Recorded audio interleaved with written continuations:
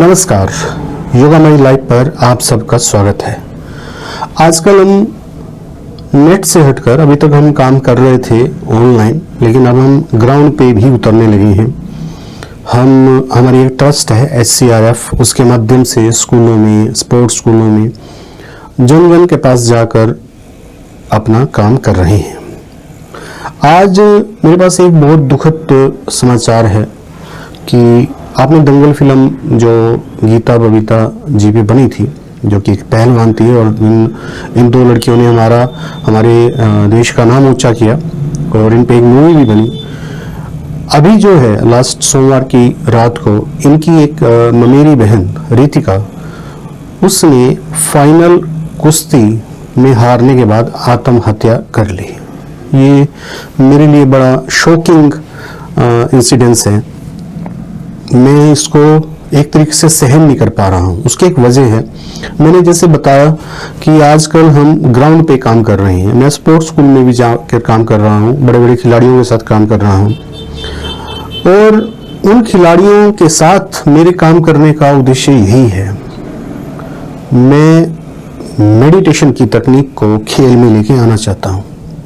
मैं दावे के साथ कह सकता हूँ कि कोई भी खिलाड़ी अगर आत्महत्या करने पर आमदा हो गया है अपनी हार के कारण, तो उससे एक बहुत बड़ी चीज से हम वंचित रख रहे हैं, यानी कि योग से। योग मतलब मेडिटेशन तकनीक से, यानी कि शुद्ध माइंड से, शुद्ध मन से। भगवद गीता में दो तरीके के मन का निरूपण किया गया है, शुद्ध मन और अशुद्ध मन। रितिका जिन्होंने आत्महत्या कर ली, निश्चित तौर पे वो मानसिक रूप से उनको प्रताड़ना हुई, और निश्चित तौर पे जो नेगेटिव विचार हैं उनकी वजह से उन्होंने आत्महत्या की होगी। अगर उनका मन शुद्ध होता तो निश्चित तौर पे वो आत्महत्या ना करती। शुद्ध मन और अशुद्ध मन होता क्या है? अशुद्ध का मतलब ये नहीं है कि वो सामने वाला गलत हो गया या वो गलत व्यक्ति है। जैसे हमारा शरीर बीमार होता है, वैसे हमारा मन भी बीमार हो सकता है, इसमें कोई भी शक नहीं है। इसलिए मैं बात करता हूं, अभी भी स्पोर्ट्स स्कूल में जाके भी मैं यही बात करता हूं कि अगर हम अपने मन को शुद्ध करेंगे तो क्या होगा कि हमारे अंदर नेगेटिव विचार पैदा नहीं होंगे। मैं एग्जांपल देता हूं स्वामी विवेकानंद जी का, मैं एग्जांपल देता हूं रविंद्रनाथ टैगोर का, और बहुत सारे एग्जांपल हैं मेरे पास। स्वामी योगानंद जी हैं, स्वामी शिवानंद जी हैं, और केवल स्वामी नहीं, देश के बहुत और अग्रणी लोग भी हैं जिनका मन शुद्ध रहा है और शुद्ध मन से उन्होंने देश के लिए काम किया है।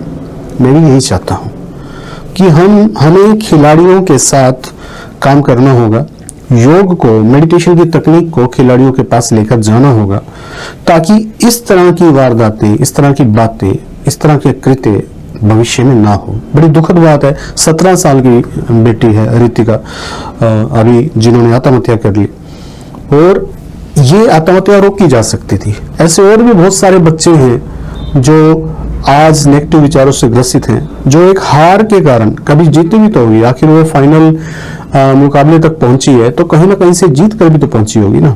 एक को हारना है, एक को जीतना है। अगर उसका मन शुद्ध होता तो उसके दिमाग में विचार पैदा ही ना होता कि वे हारना कोई अपमान वाली बात है। आखिर एक गेम हो रही है, एक खिलाड़ी तो हारेगा ही, एक जीतेगा, दूसरा हारेगा। अगर हमारे खिलाड़ियों का मन शुद्ध होगा तो आत्महत्या जैसे जघन्य अपराध जैसे विचार उनमें पैदा होंगे ही नहीं। इसके अलावा भी बहुत सारी प्रॉब्लम है जिसके लिए शुद्ध मन की आवश्यकता है। खिलाड़ियों को खास तौर पे, अभिनेता को खास तौर पे, जो भी इस फील्ड में वर्क करने वाले हैं, जो संसार के लिए कुछ करके दिखाना चाहते हैं, उनको शुद्ध मन की खास जरूरत है। और शुद्ध मन बातों से नहीं हो सकता। मैं कहूँ कि आपका मन शुद्ध हो जाए, बातों से शुद्ध मन नहीं हो सकता। शुद्ध मन हो सकता है रेगुलर योग की प्रैक्टिस से। योग की प्रैक्टिस का मतलब योगासन ही नहीं है। योग की प्रैक्टिस भी इस तरीके से करवाई जाती है। मेडिटेशन की जो डिफरेंट तकनीक्स हैं, जो डेवलप हुई हुई हैं हमारे एंशिएंट ऋषियों के द्वारा, प्राचीन ऋषियों के द्वारा, जो हमारे स्पिरिचुअल साइंटिस्ट थे, उनके आधार पर हम तय करते हैं कि किसका मन किस वक्त क्या सोच रहा है, उसको कौन सी मेडिटेशन तकनीक देनी चाहिए। लेकिन मेडिटेशन तकनीक यानी कि योग, यानी कि उस ऊर्जा से जुड़ाव बड़ा जरूरी है जिस ऊर्जा के कारण हम और आप हैं। फिर मैं आता हूँ रितिका की बात पे, जिन्होंने आत्महत्या कर ली। और मैंने बताया कि बड़ी शॉकिंग बात है, कोई बच्चा आत्महत्या कर ले। आखिर माँ बाप ने कितने साथ दिया होगा उस बच्चे का, कितने रातें जागे होंगे माँ बाप, और एक खेल में हारने से इस तरीके की बात हो जाए तो बड़ा चिंता का विषय है। चिंता का विषय ये और भी अधिक हो जाता है कि हमने जो हमारे संसाधन हैं, यानी कि हमारा संसाधन, हमारे देश की जो संस्कृति है वो योग है, साधना है। हमने योग साधना को अपने खिलाड़ियों से, अपने अभिनेताओं से, यानी कि जो स्टेज है, जो एक कार्मिक स्टेज है, वहां पे हमने उसको अलग रखा हुआ है, जो कि हमें उसको अलग नहीं रखना चाहिए। हमें नियमित रूप से मेडिटेशन भी करवानी चाहिए खिलाड़ियों को, खास तौर पे, या जो अभिनय की लाइन में जाने वाले हैं उनको खास तौर पे। वैसे हर बच्चे को, क्योंकि डिप्रेशन इतनी बुरी तरीके से जड़ें फैला रहा है, हर बच्चे को आज मेडिटेशन की आवश्यकता है। तो मैंने बताया कि ग्राउंड स्टेज पे आके हम काम कर रहे हैं, मैंने बताया कि हम स्पोर्ट्स स्कूल में भी जा रहे हैं, हम कॉलेजों में जा रहे हैं, स्कूलों में जा रहे हैं। हमारे इस काम में आप भी पार्टिसिपेट कर सकते हैं। ये एक ट्रस्ट के माध्यम से हो रहा है, इसमें किसी प्रकार का कोई इंस्टीट्यूशन से या खिलाड़ियों से किसी प्रकार की कोई भी फीस नहीं ली जाती।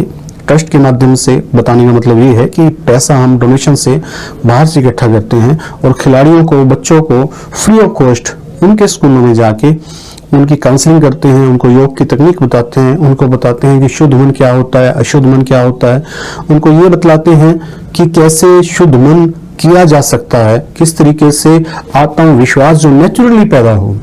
एक तो आत्मविश्वास दिलाया जाता है, हालांकि खिलाड़ियों के साथ काउंसलर भी होते हैं, उसके बावजूद भी ये घटनाएं होती हैं। स्कूलों में भी काउंसलर होते हैं, उसके बावजूद भी इतनी सारी बातें हो जाती हैं, क्योंकि मनों को शुद्ध करना बड़ा आवश्यक है। मनों को शुद्ध करने की तकनीक मेडिटेशन है, और मेडिटेशन की तकनीक सिर्फ हिंदुओं के लिए नहीं है। इस बात को, क्योंकि खिलाड़ी कोई भी हो सकता है, हमारा देश जो है धर्मनिरपेक्ष देश है, मुस्लिम भी खिलाड़ी हो सकता है, ईसाई भी हो सकता है, सिख भी हो सकता है, जैन भी हो सकता है, बुद्ध भी हो सकता है, अन्य किसी धर्म का भी खिलाड़ी हो सकता है। मेडिटेशन तकनीक पर कोई भी धर्म का नाम नहीं लिखा हुआ। ये उन वैज्ञानिकों द्वारा खोजी हुई तकनीकें हैं जो हर किसी पर समान रूप से एप्लीकेबल हैं और हर किसी के लिए, क्योंकि संस्कृति है हमारे देश की। अगर कोई चीज कहीं पे इजाद होती है, आविष्कार होता है, तो हर किसी के लिए होता है, किसी एक व्यक्ति के लिए नहीं होता। इसलिए आविष्कृत ये जो तकनीक्स हैं वो हर किसी पर एप्लीकेबल हैं, मन को शुद्ध करने के लिए। धर्म के साथ इसको जोड़ के नहीं देखना चाहिए। ये मैं इसलिए कह रहा हूं कि खिलाड़ी जो है वो मुस्लिम भी हो सकता है, वो सिख भी हो सकता है, वो कोई भी हो सकता है। जो तकनीक है, तकनीक हमेशा तकनीक होती है और वो हर किसी को लाभ पहुंचाने के लिए होती है। इसलिए इन तकनीकों का निश्चित तौर पर इस्तेमाल होना चाहिए खेल स्कूलों द्वारा। अभी मेरा वीडियो अगर कोई खेल स्कूल देख रहा है तो मैं उनसे रिक्वेस्ट करूंगा कि वो इन सब चीज़ों को अपने स्कूल के अंदर लागू करें। साथ में खिलाड़ियों के जो दिनचर्या है उसके साथ में हम आपकी मदद करने के लिए बिल्कुल तहे दिल से तैयार हैं। हम आपके यहाँ आने के लिए तैयार हैं। देश का कोई भी पार्ट हो, हम अपने देश के खिलाड़ियों के लिए हर जगह जाने के लिए तैयार हैं। आज के लिए इतना ही, और एक मर्मपूर्ण श्रद्धांजलि के साथ मैं रितिका की डिवाइन सोल को भगवान के चरणों में, और पीस में वो रहे हमेशा, और बस यही मेरी हार्दिक इच्छा है। और दुख हो रहा है श्रद्धांजलि देते हुए, क्योंकि 17 साल की बच्ची, बस इससे ज़्यादा मैं कुछ नहीं कहना चाहता। अगर हम इन सब तकनीकों को अपने जीवन में जोड़ेंगे तो इस तरह की घटनाएं निश्चित तौर पर होनी बंद हो जाएंगी। बस ये मैं कह सकता हूँ। Thank you very much. आपका दिन मंगलमय हो।